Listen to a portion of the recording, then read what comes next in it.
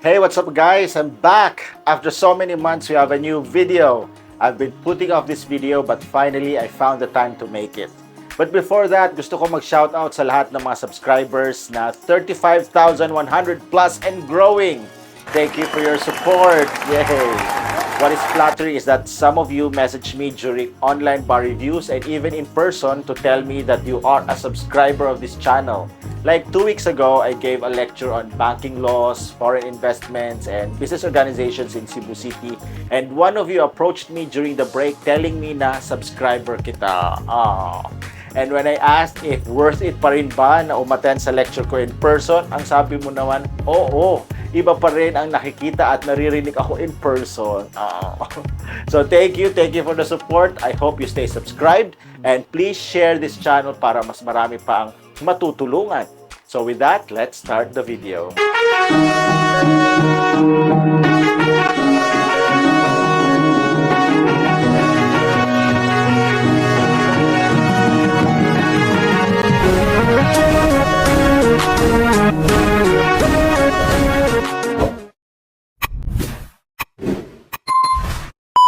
So, are you ready to take the bar exams in September? More specifically, are you ready for the civil law bar exam? Well, I am confident that you have prepared early and are still studying hard for this exam. To help you further, I'll be giving some pointers or checklist. Compare nyo ang checklist ko with yours. If you have covered the same, well and good. If not, pakidagdag sa checklist ninyo ang mga ito. Kunyari, this bar exam is a travel of a lifetime at sabay-sabay tayong babiyahe. We have the same checklist na babaunin. Kaya make sure you don't forget to check off the list. Tara, let's biyahe. Let's go to the pointers. I'll divide my pointers into parts according to the topics in the bar syllabus. That way, the video is short enough to be watchable, meaning you can watch until the end, hindi lang sa simula. Kailangan ko din kasing kumita. Biro lang po. So for this video, I'll start with persons and family relations. The next topics will be in the next videos. Kaya abangan nyo lahat yan, ha? Here is the outline for the subject of persons. Note that like all the subjects in civil law, halos kinopya lang ang table of contents ng civil code. This is good because that means na may readily available source of questions agad. Kapag very general ang topic, problema pa natin kung ano ang mga possible questions. But in this case, here are the pointers or here are the possible questions. So let's identify the specific civil code provisions pertaining to these items in the outline. Kung hawak nyo ngayon ang civil code ninyo, i-highlight, i-underline o lagyan ng heart or asterisk ang mga provisions na babanggitin ko. Siyempre, after highlighting or marking the provisions, make sure you memorize this, okay? There is no other way, dapat talaga mag-memorize. Okay, sa letrang B, bingo! When the law takes effect doctrine, Article 2 of the Civil Code. While you're at it, throw in Tañada versus Tuvera, especially on the meaning of the phrase unless it is otherwise provided. Next, ignorance of the law, Article 3 of the Civil Code. And remember what the Supreme Court said in Tañada versus Tuvera, na this rule applies only if the law has in fact been published in accordance with Article 2 of the Civil Code. Easy peasy. Next, on retroactivity of laws, Article 4 of the Civil Code. But remember that this rule is not absolute. Remember the exceptions like when the law provides for retroactivity, when the law is favorable to the accused, when the law is curative, etc. Alam nyo na yan, sure. Now, to the mandatory or prohibitory laws, mark Article 5 of the Civil Code. Dito, marami tayong mga practical examples. Halimbawa, divorce obtained by Filipinos abroad, sale of real property between a Filipino and a foreigner, a registration of a child's birth as legitimate when the child was in fact illegitimate, like in the case of Barcelote versus Republic, etc. Basta alamin at tandaan kung ano ang bawal. You will know when you see it in the question. So next, waiver of rights. Article 6 of the Civil Code. But instead of focusing on the general rule that rights may be waived, focus on the exception. That is, when rights cannot be waived. For example, rights to future inheritance cannot be waived. Right to demand due diligence from the obligor cannot be waived. Right to social justice protection cannot also be waived. Okay? Now, let's go to customs. Market, ha? Article 11 of the Civil Code. But note that for customs to be applied, it must be alleged and proved as any other fact. Yan ang sabi ng Supreme Court sa napakadaming cases tulad ng Yauki versus C. Gonzalez. Ayan, now to the legal periods. We all love to count, don't we? So don't forget Article 12 of the Civil Code. Take note, in computing the period, the first day shall be excluded and the last day shall be included. Next, let's go to the territoriality principle. Para ito dun sa mga binabakuran ang mga jowa. Territorial, kumbaga. Biro lang po. So the article to remember is Article 14 of the Civil Code. Applicable din ito sa criminal law. Kaya ang counterpart nito ay Article 2 of the Revised Penal Code. In both provisions, meron tayong exceptions. These are, as may be provided by principles of public international law, treaty stipulations, and laws of preferential application. So, pakatandaan yon. Okay, we're halfway there. Nangangalahati na tayo sa outline ng persons. Let's see now the topics under conflict of laws. First, lex nationali, also called the nationality principle. Matatagpuan ito sa ilalim ng Article 15 of the Civil Code. Remember that foreigners in the Philippines can also benefit from this. That's why in matters involving their family rights and duties, their status, condition, and legal capacity, their national law will apply. Except, syempre, when applying their national law would be against Philippine national interest or public policy. Next is lex re sitae, and you can find this rule under Article 16 of the Civil Code. Take note of the exception when it comes to succession to these properties, ha? So, ang applicable rule ay ang national law of the decedent, yung namatay. Kaya halimbawa, shares of stocks sa isang corporation dito sa Philippines na pagmamay-ari ng isang yumaong Amerikano, resolve the right to the shares of stocks according to the American law on succession, but apply Philippine law with respect to the disposition of the shares of stocks. Kasama dyan ang requirement of payment of Philippine taxes, compliance with the corporation code for transfer of shares of stocks, etc. Again, easy peasy. Next is lex loci celebrationis. Ayan, napaka-familiar nito. And ano pa nga ba article? Kundi Article 17 of the Civil Code. This provision speaks of formalities or solemnities. In other words, the execution of contracts, wills, and public instruments. And speaking of wills, please take note of Articles 815 and 816 of the Civil Code. Go, hanapin nyo sa Civil Code yan. Tapos markahan nyo na rin, ha? Article 815 and 816 of the Civil Code. Now, doon naman po tayo sa doctrine of renvoi. Unfortunately, there is no specific article in the Civil Code on the renvoi doctrine. So just remember this. Renvoi is a procedure whereby a jural matter presented is referred by the conflict of laws rules of the forum to a foreign state, the conflict of law rule of which in turn refers the matter to the law of the forum or a third state. Kaya nga sinasabi parang valuable itong renvoi doctrine. I hope these conflict of laws principles are clear to you. If you need a refresher, you can watch my conflict of laws video lecture through the link above. Okay, now to human relations. Siyempre, don't forget the trinity of human relations provisions. Articles 19, 20, and 21 of the Civil Code.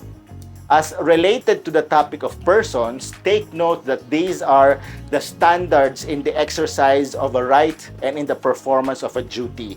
And remember, even if the act or omission is not actionable per se, okay, meaning to say you cannot demand its performance, the act or omission, however, can be the subject of an action for damages if it was not in accordance with these standards of good human relations. So more on the remedy and indemnity for damages sa topic ng torts and damages. Okay, so next topic is capacity to act. So many things to remember here. First, the two types of persons, natural and juridical.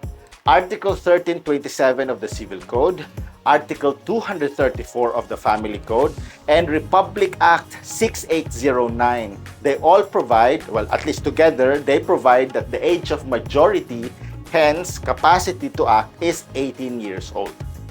So for juridical persons naman, they acquire capacity to act only in accordance with the requirements and procedure provided by law. So remember, the respective rules for private corporations, public corporations, partnerships, cooperatives, associations, etc. Lastly, remember that juridical persons can only act through their authorized representatives who themselves must also have capacity to act. Okay, now for the restrictions on capacity to act. Remember Articles 38 and 39 of the Civil Code. Siyempre, not all circumstances apply to both natural and juridical persons. Those that affect mental capacity apply only to natural persons. Others, however, apply to both, like civil insolvency, Ayan. And remember, Article 1390, number 1 of the Civil Code. If one of the parties to the contract suffers from any of these circumstances restricting capacity to act, the contract is voidable. However, if both parties suffer, silang dalawang partido, they suffer from any of these circumstances restricting capacity to act, then the contract is unenforceable as provided under Article 1403, number 3 of the Civil Code. Now, for the commencement of personality of a natural person, please remember Articles 40 and 41 of the Civil Code. Remember the 7-month intrauterine life rule plus the 24-hour alive rule. Okay, now take note na yung personality na yan is provisional. Kaya adami natin mga cases na nagsasabi na while the fetus may have the right to protection, contracts entered in favor of or on behalf of the fetus has a suspensive condition or have a suspensive condition.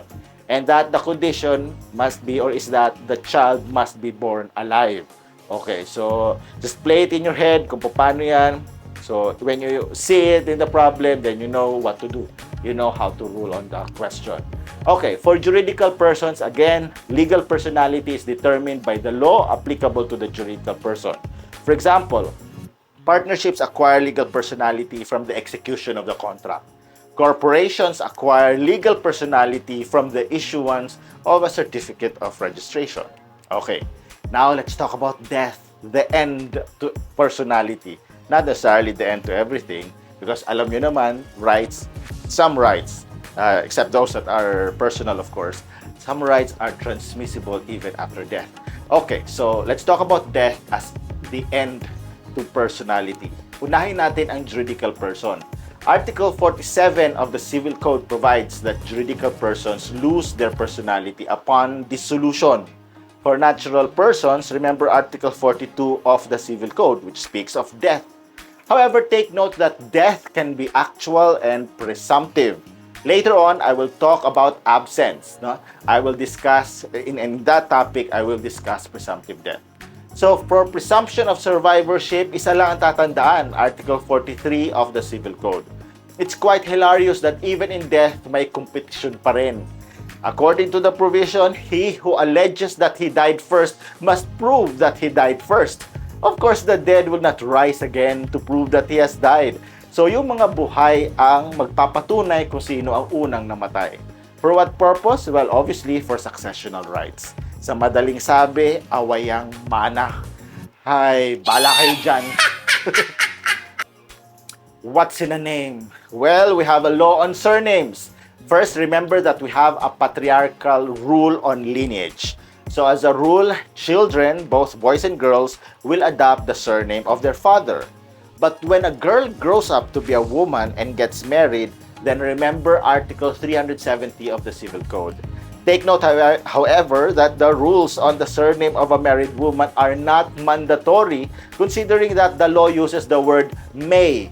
So these rules on changing the surname of a married woman are merely permissive. If a woman, however, wants to change her status and her surname as a result of marriage, take note that there may be administrative requirements imposed by offices and agencies to reflect this change. For example, lawyers must sign on the roll of attorneys again to reflect the change of surname and the change in their signature. Sadly, there is no similar requirement for men who get married. So much for equality between men and women. Okay, now for the surname of children, first determine the status of the child. If the child is legitimate or a marital child, remember Article 364 of the Civil Code. Note, however, the case of Alanis versus Court of Appeals and Alfon versus Republic, both of which ruled that a legitimate or marital child is not limited to the surname of the father. Said legitimate or marital child may use the surname of the mother if there are compelling and justifiable reasons to abandon or reject the surname of the legitimate father.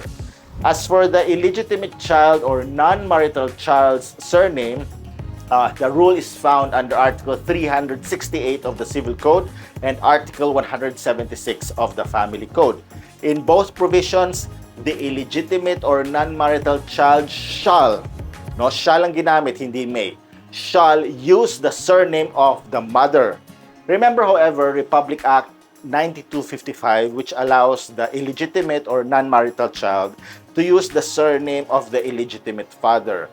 However, remember the required documents, like the affidavit to use the surname of the father or AUSF, the affidavit of acknowledgement, the birth certificate, and also remember where to file the petition for the use of the father's surname, and that is in the local civil registry where the birth was recorded. Pero wag kalimutan ang kaso ng Grande versus Antonio kung saan sinabi ng Supreme Court na prerogative ng bata at hindi ng mga magulang ang paggamit ng apelyido ng tatay. Okay, now we are down to the last topic under persons, and this is on the topic of absence. Marami ba sa inyo ang lagi absent sa law school? Ay nako, kung lagi absent nung law school, double time Make up for lost time, ika nga. So here goes. For ordinary absence, remember Article 384 of the Civil Code regarding absence of 2 years or 5 years in case the absentee left an administrator. When the person is declared absent, the effect is an administrator of his or her property shall be appointed by the court. Ngayon, kailan siya pwedeng i-declare na presumptively dead? The applicable provisions are Articles 390 and 391 of the Civil Code. Remember, 7 years for all purposes. However, for purposes of opening the succession, 10 years generally, 5 years if the absentee was 75 years old at the time, and 4 years if the absentee went missing under circumstances where there is danger of death, like a plane crash, a sea mishap, or in the middle of war. Last but not the least, for purposes of remarriage, remember Article 41 of the Family Code. Thus, an absent spouse may be declared presumptively dead, and therefore, the present spouse may remarry if he or she has been absent for at least 4 years or 2 years if the absent spouse went missing under circumstances where there is danger of death, like a plane crash, a sea mishap, or in the middle of war. On this matter of declaration of presumptive death, make sure na nabasa ninyo ang kaso ng Tadeo Matias versus Republic and Republic versus Fenol. There you have them, mga cows of law and bar examinees, my pointers for the topic of persons under the civil law bar exam. May kasunod pa ito kaya abangan. Bookmark this video and share to your friends. Libre lang po ito. As always, please press like if you like this video and subscribe if you haven't subscribed yet. I'll see you in the next video soon. Kaya laging tatandaan, isip ay buksan, alamin ng batas. Bye guys!